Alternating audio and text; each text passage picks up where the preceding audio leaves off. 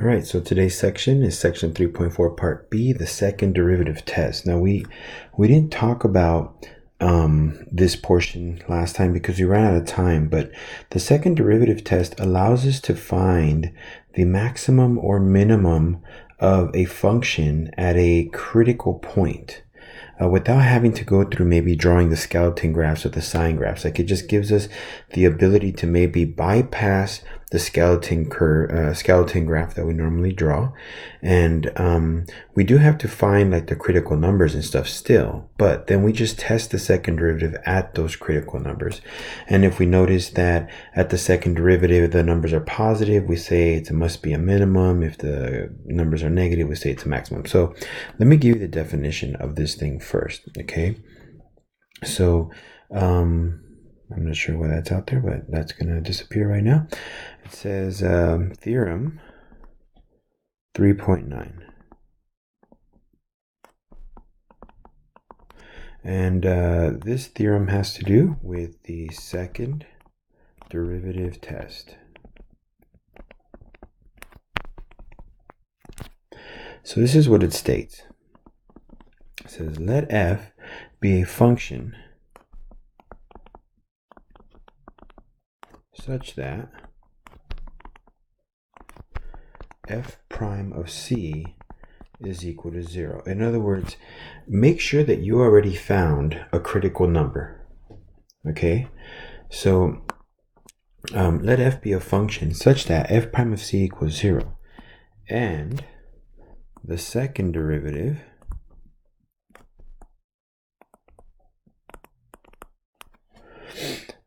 exists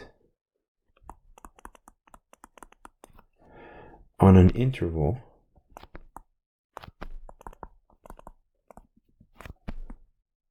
containing c. So let f be a function such that f prime of c equals 0, and the second derivative exists on an interval containing c. You can probably rewrite that a little better here. So containing c. Okay, so there's two parts here. One, well, I guess you could say there's three parts. It says if f double prime of c is less than 0. So notice they're saying, okay, you found your critical number for your derivative by solving it for 0. If you plug it into your second derivative function, so you got to take a second derivative and then plug it in. If the answer comes out negative, then f has a relative maximum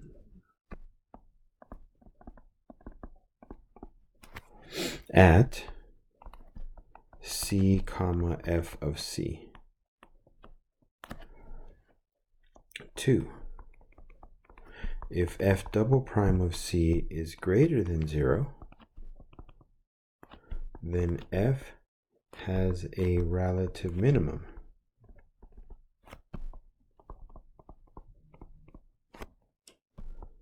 at c comma f of c. In other words, your xy value. So once you know what the critical number is, that's your x value, plug it back into your f of x function and you can figure out your y value.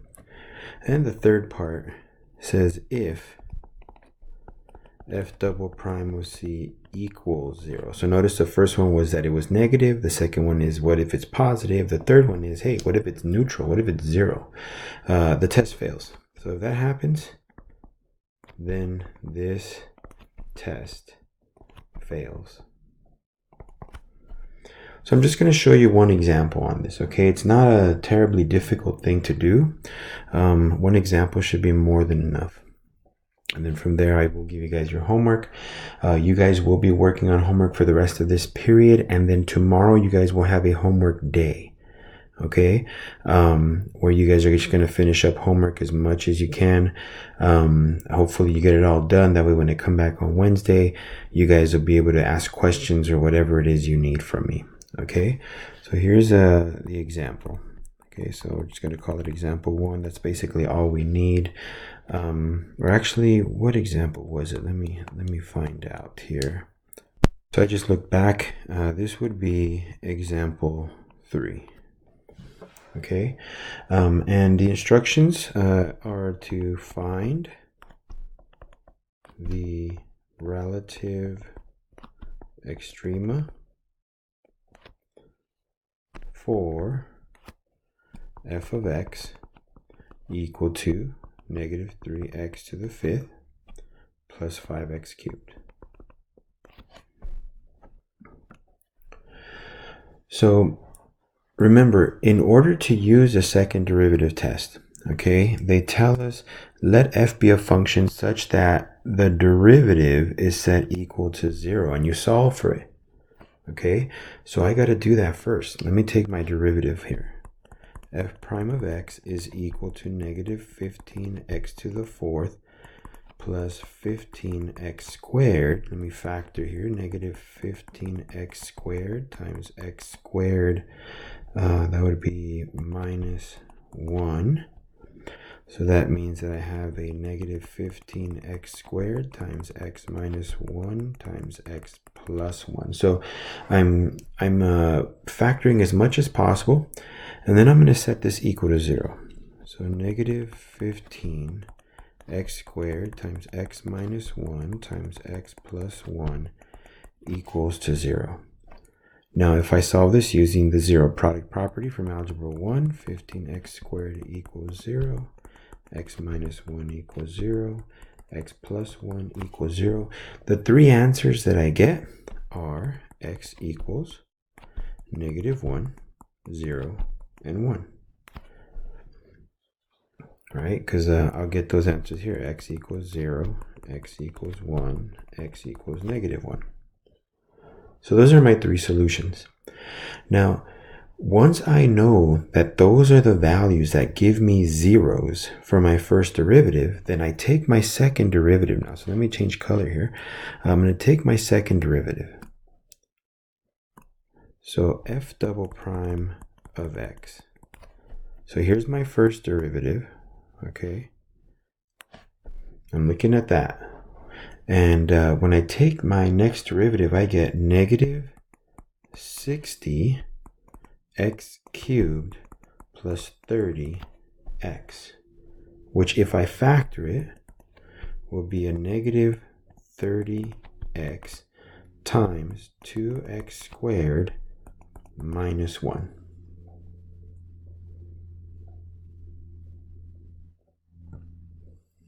Okay, so there's my second derivative. So all I'm going to do now is I'm going to plug in my negative 1, 0, and 1 into my second derivative, because the definition says once you know what your c value is, right, after I did the f prime of c equals 0, then I plug it into my second derivative. It's right here. Okay, they're saying, look, plug it in. Okay, plug it into your second derivative, and if it happens to be negative, so here it is, if it happens to be negative, then you call it a maximum. If it happens to be positive, then you're going to call it a minimum. Okay, so let's do that really quick. So let's try f double prime of negative 1. That would be negative 30 times negative 1 times 2 times negative 1 squared minus 1. So that's 30 times 2 minus 1. Well, I don't care what the answer is. 30 times 1, it's a positive, right? This is a positive answer. I know this comes out to 30, but that's greater than 0, right? So it's a positive answer. I'm going to put it right here, positive answer. If it's a positive answer, that means that negative 1 is going to be a minimum, relative minimum. Okay, we'll write that in a bit. Next, f double prime of 0 is equal to negative 30 times 0 times 2 times negative, 2 times 0 squared minus 1. Okay, well, that's equal to 0 times negative 1, which is 0, which obviously equals 0. That means that the test fails for that number. I cannot tell what happens at 0 based on the second derivative test, because it's not supposed to equal 0. Okay, remember right here, 30 was greater than 0, so greater than, right? So that's the most important part. Over here, 0 was equal to 0. Since it was equal, not a good thing. Last piece, f double prime of 1. I'm plugging this information, in case you haven't been seeing it. This information, the -1, the 0, and the 1, have all been getting plugged into this equation right there. Okay, all of those are going in there. So let's try a 1 here. So -30 times 1 times 2 times 1 squared minus 1. That's -30 times 2 minus 1, which is a -30, which is less than 0. Okay, so there we go. Again, most important part, less than. Okay, that means that it's negative. My answer is negative. So, according to the second derivative test, okay, so again, according to the second derivative test, I can write the following. F has a relative minimum of something at x equal to -1. Here's the -1 part, okay? Notice it was a positive value, which means the graph is opening up, which means it has a minimum. Okay, right now we'll figure out the answers of what the relative minimum happens to be. But for now, I know it has a relative minimum. I also know that f has a relative maximum of something at x equal to +1. And the reason was, that's right here, is because it was negative, right? The answer was negative, and that's what the second derivative test tells us, is that since the answer is negative, right there, number 1, if the second derivative is less than 0, then it has a relative maximum at c comma f of c. So we'll figure that out right now, but I know it's a maximum. So let's figure out what the values are. Now remember, the function f of x was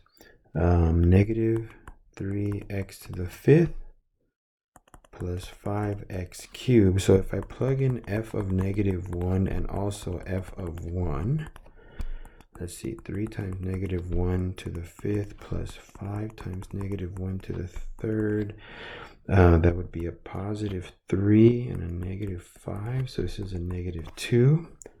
So a -2 for the -1 there. And then if I plug in a 1, I get 3 times 1 to the 5th plus 5 times 1 to the 3rd. That's -3 plus 5, so that's a 2. So I'll put that there.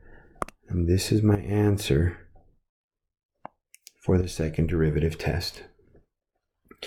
Now, I'm going to give you guys your assignment, and you guys are going to be working on this now, and then again tomorrow on Tuesday, you guys have a book day. So here's your assignment.